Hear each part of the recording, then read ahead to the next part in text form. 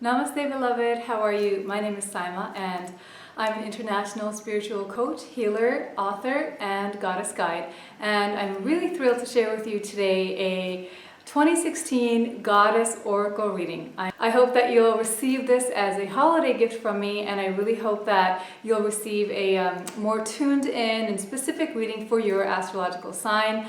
I love astrology, I know about the signs, so I am praying in every reading to make sure that I'm really tuned into your energy and the energies of the next year and what the potential and possibilities that it holds for you and how you can ensure that you have the best possible year. And I'm choosing the Goddess cards by Doreen Virtue. So these are her lovely Goddess Guidance Oracle cards for every reading because basically in my evolution of my business and how I serve, I'm really going to be focusing now on supporting women through sacred feminine and spiritual coaching. So a little news I love to share if you follow me is my practice, which is Flourishing Lotus. My website is flourishinglotus.com, is going to be transitioning and evolving into flourishinggoddess.com early next year.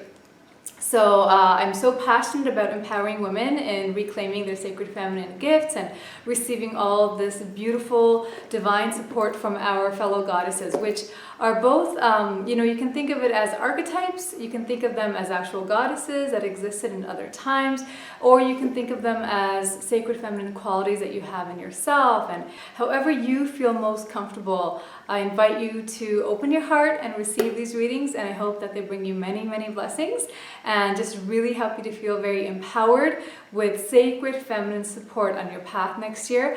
And one extra little thing I'll be doing for you, beloved, is I'm going to have pictures of every reading on my website so that you can download the picture and keep it saved. It's just a fun little way to have something handy so that you can always look back on that reading and see how your year is going. So I hope that serves you, and I'll make sure that there's a link for that at the end of every reading video for you that you can download the picture. And if you would like to work with me personally and learn about that, I'll be happy to share that with you. I'm doing something very special this year.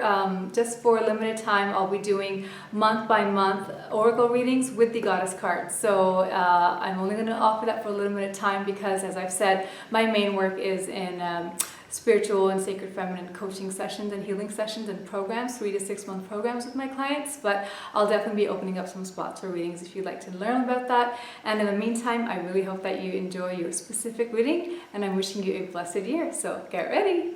Hello, beloved Aquarius. How are you? I'm so excited to share a reading with you. My husband's an Aquarius, so I was really excited about this reading, even though, I'm doing a sacred feminine goddess reading. I'm sure that all of you can benefit from this. So I'm really excited because it's a very soft and feminine reading. Okay, so let's get to it. The first goddess that comes up for you is the goddess Aini. And her message for you is leap of faith. She says, take a risk and put your heart's true desire into action. So as you can see, this beautiful goddess is just taking this leap of faith. And the year kicks off for you, it seems, with some big things. So whether it's falling in love or a big, bold new move, a new career, a new job, a new home, something big where you may not have complete a guarantee. Right? And that's how our dreams work. So we can take the safe path where we'll have security and a guarantee. But honestly, there's no safe path, right? I mean, we've learned this in our world right now, that there is no true security. And really, if we are living in some uncertain times and life is how life is, we are just better off having faith in something much bigger and much bolder and much more beautiful, where we have a chance of truly stepping into our true desires and our dreams. So the first quarter of the year is all about whatever that big thing is for you, to go for it, to have a leap of faith, to just put your heart's desire into action, and to know that you will be supported. So it's what I'm feeling for you is a lot of faith and trust. And it may even be blind trust, but it will serve you very, very well, because whatever that thing is that you want to jump into is divinely guided. So as long as you're following your heart. So Aquarius, I know you're very much in the head, right? So you really want to drop into your heart. The heart is where we can make those intuitive decisions where it may not make sense. It may not, map out perfectly, right? It may not be logical and rational, but it feels so good. It feels exciting. It feels joyous. And the card, the invitation for you is to trust that and to go for it and to take that leap of faith, because you're going to be very happy that you did. And as you move into the second quarter, the card for you is Rhiannon. So the goddess Rhiannon's message for you is Sorceress.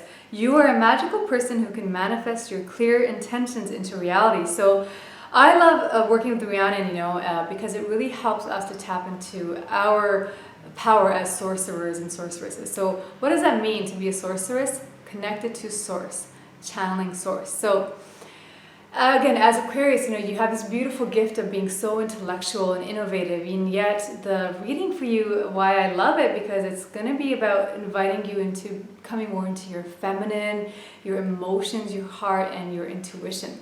So how do we manifest in a magical way, which is what Rhiannon's message is? It's not necessarily doing the things that make sense, but the things that intuitively and emotionally feel right, that there's a sense of inner alignment. You may not know how it's going to work out. You maybe just know the next baby step on the path, but take it. And as you take it, you'll be given guidance on the next step, and then that's how you co-create. Then spirit, the divine, the universe gives you the next step, and then you take it, and then you're shown, and then the miracles come, your synchronicities come. So it's going to be very magical for you, and it may be a little different from the way you're normally used to co-creating, but it's really about co-creating. So if you need help with that, because if it feels like it's a bit out of your comfort zone, that you really want to bring things into your life, listening to your emotions and your intuition, please feel free to connect with me, because that's my specialty. I help you, I'm empowering you, beautiful, soulful women in particular, in reclaiming your sacred feminine and spiritual power to flourish in every part of your life and co-create your desires and your dreams in the best and most joyful way. So what I love for you as we continue this theme is then in the third quarter, you get White Tara, and her message for you is sensitivity. And she says, you are becoming increasingly sensitive. Avoid harsh relationships, environment, situations, chemicals. So it's funny, because you're probably going to be at that point saying, Syma, I did all that work on connecting with my heart and my intuition, and now I'm feeling so many things, right? So don't worry, it's all good.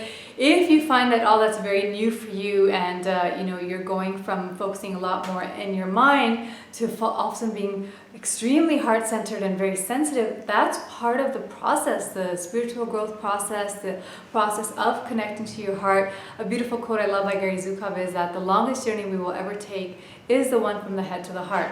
And so when you step into your heart, yes, you will start feeling things more strongly. And at first that can be a little jarring, because you might realize that, I have this friend that we always got along, but now I find that every time they say something, it feels really weird to me. I get a bad or strange feeling. And you might actually realize that they're very passive aggressive, but you just never noticed that before, right? So your sensitivity will increase as a result of you staying on the path of the first quarters of the year, the messages that you got. And as a result, you are being invited to now honor your sensitivity, so to hone it as a gift, because it truly is a gift.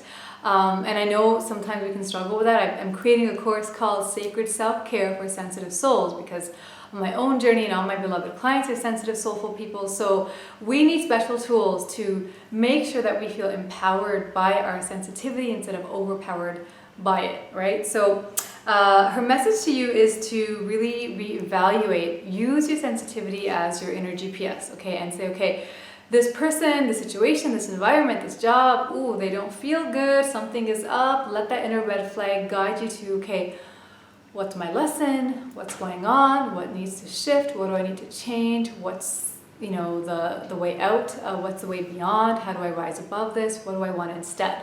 So these are some questions that I support you through in my coaching work, but you want to always ask that so that you're really honoring yourself, okay? Because as we get to the last part of the year, the third quarter, you get Mary Magdalene with a message of unconditional love. And her message is, love yourself, others, in every situation, no matter what the outward appearances may be. So a very heart-centered and intuitive and spiritual year for you, my beloved Aquarians. It's a card of unconditional love. Mary Magdalene is usually, symbol of forgiveness, ultimate grace and forgiveness, and rising above judgments. So what can happen sometimes when we start honoring our sensitivity and really listening to our heart and following our dreams is that people don't always approve. Sometimes even the people that, we love the most or love us the most, they may have our best interest at heart, but they may not be comfortable with this new us or our decisions to follow our hearts or take a leap of faith to honor our sensitivity. And so in that time, if that's happening for you, and it just seems like a really beautiful progressive path for you, and so it makes sense that at the end of the year that would happen, the message from Mary Magdalene is to tap into that goddess part of yourself where you are centered in grace and unconditional love and just blessing everyone in your life, and yet honoring yourself with healthy and empowered boundaries and honoring your choices to follow your intuition if you need to create some distance or transition out of situation or relationship, or have a heart-to-heart, right? Make a change, move somewhere, change your job, change your relationships, whatever that is.